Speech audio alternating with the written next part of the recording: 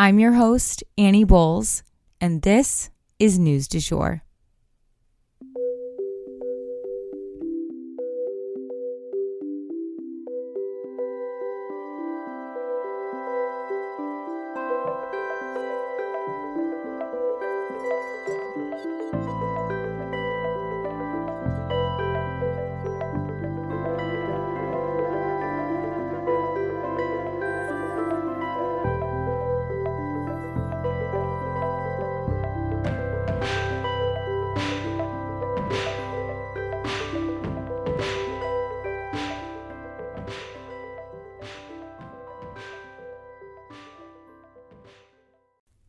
Hey, you guys, and welcome back to the News du Jour, a calmer space to consume the news. So before we jump into today's episode, I wanted to thank and acknowledge our sponsors. Do you have a lingering skin issue that you can't seem to get rid of? Have you ever thought about going to see a skincare professional and then thought, when would I ever have time for that, and won't it be expensive? If that's you, I've got you. Protea is a woman-owned beauty business based out of Virginia. But here's the thing. They specialize in virtual skincare, so you can be on the couch in your sweatpants. You don't have to go anywhere, but you can get top-of-the-line advice within your budget and guidance from a trained skincare professional called an esthetician. They also have a top-of-the-line cruelty-free skincare line that is produced here in the US, so they can recommend products that they know will work for your skin.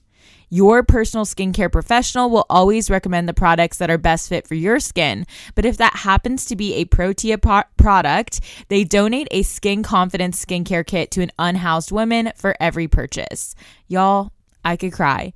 I love supporting a business that is both woman-owned and gives back. When you support them, you support our podcast. Book your consultation today at www.protea.com. And for our first mini story today, I wanted to update you guys that at the time I'm headed in to record this, I just got some breaking news that 2 more hostages have been released by Hamas. This makes 4 hostages that have been released in total.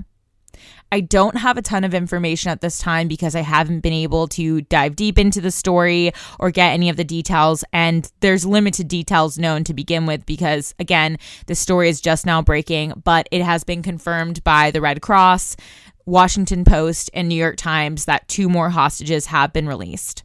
There's also a big negotiation going on right now between Israel and Hamas about fuel.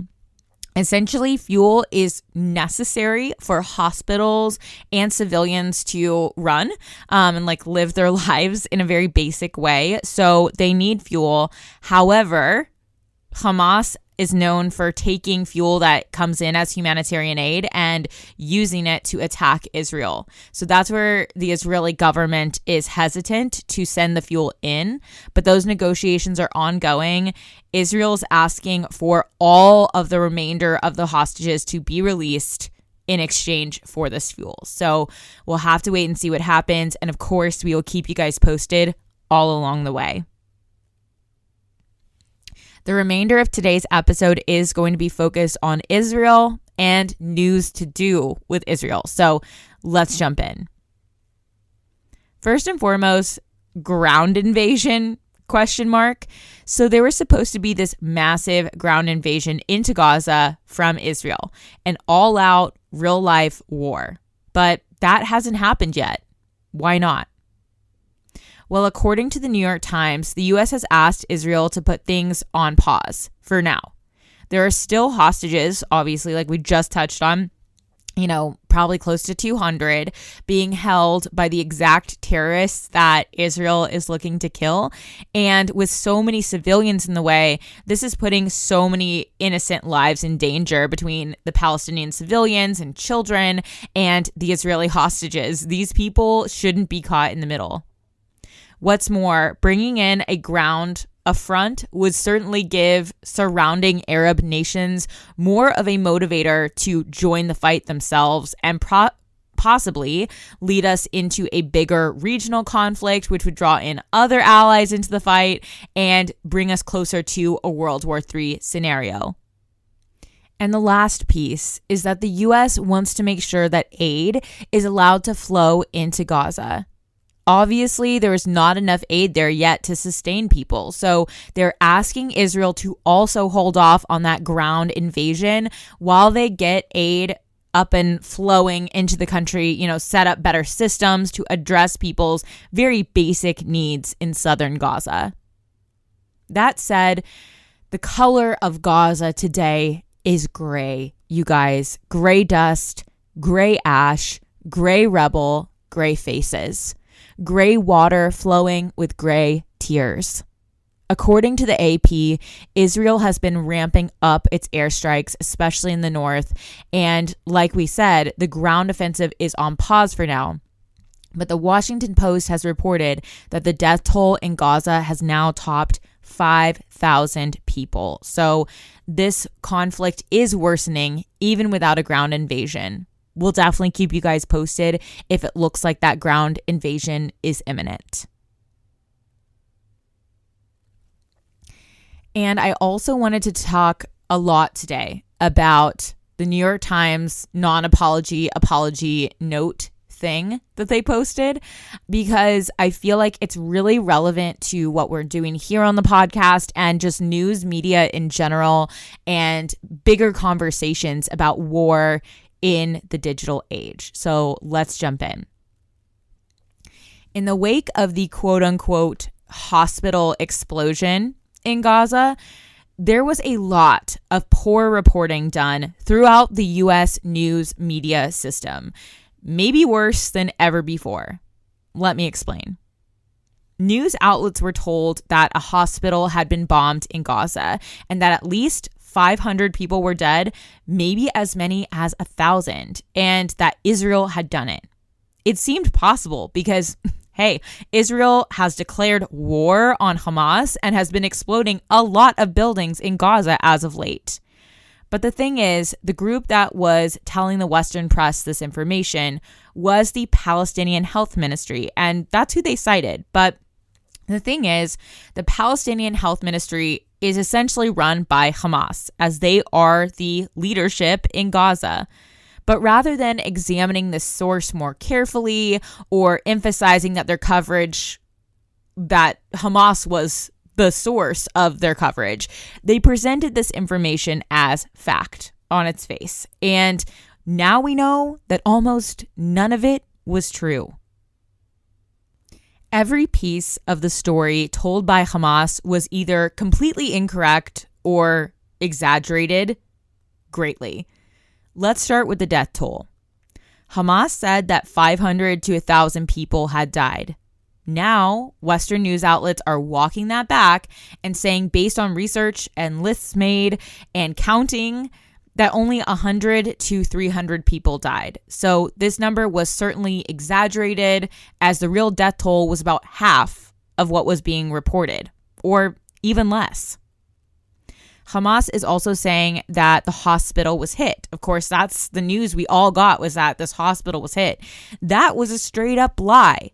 The hospital parking lot and a park next to it were what was hit.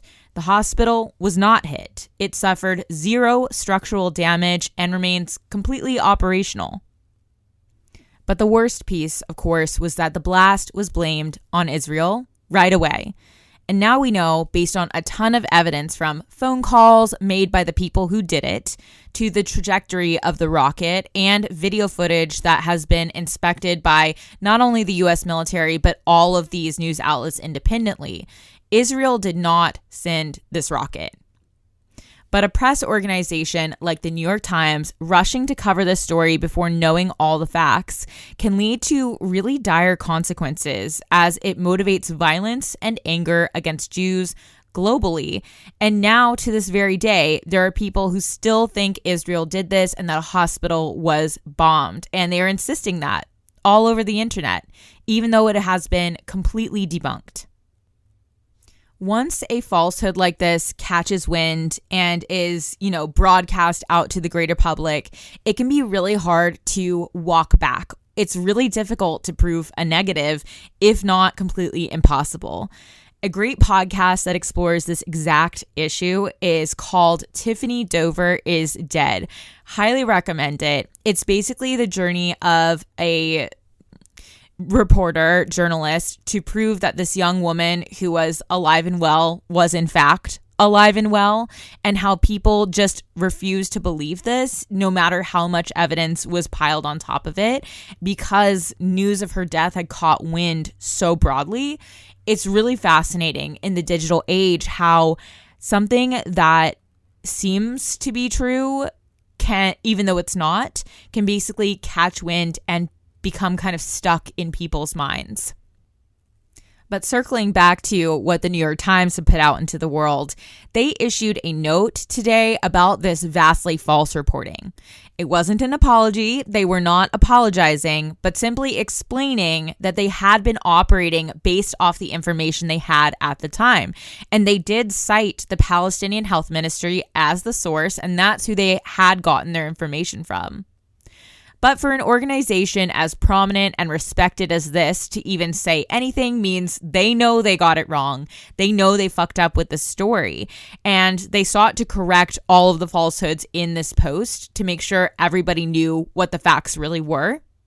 They ended off this note by saying, quote, "Newsroom leaders continue to examine procedures around the biggest breaking news events, including for the use of the largest headlines in the digital report, to determine what additional safeguards may be warranted," end quote. So basically saying in that last sentence, we may need to take additional steps to make sure that this doesn't happen again. We have never had war events of this magnitude, this high of stakes, happening in the digital age. We haven't had essentially a world war burgeoning during the digital age. Newsrooms elbow each other to be the first to click post and break a headline. But when does that start to interfere with the accuracy of their reporting? As a one-woman show here at News du Jour, I really rely on the reporting of bigger news outlets who have fact-checking teams and boots on the ground in these places. What we do here is more like digesting the news for you, breaking down news stories so that you can get the facts from a bunch of different news sources all in one place, all in 10 to 15 minutes. But here today, I actually would like to apologize. The New York Times may have stopped short of an apology, but I am sorry that I reported something to you guys that wasn't true. And I wish I had a way to fact check things from the ground myself. I don't yet. Maybe one day we will. That would be really cool. That is my goal, is to grow this podcast to be able to have teams like that. But my promise to you is that I will always explain to you where the news is coming from, that I will always seek the facts above all else and read sources on both sides of any situation. And I will always issue corrections at the top of the episode when they are warranted. They will not be buried at the bottom. So long story short, I want you guys to feel like you trust us with your news, and I assume that's why you're here. But if you ever have any questions or concerns when it comes to how we are reporting, where we are gathering our facts from, please shoot us a message or an email. All of our contact info is in the show notes. This show seeks to support peace and understanding for all peoples everywhere, and I would never do anything to intentionally bring harm to the Jewish community or any other community. And that for today is the News du Jour. Today, I wanted to leave you guys with the quote, "The children are always ours, every single one of them, all over the globe." If you enjoyed this episode, please subscribe on whatever podcast platform you use to listen.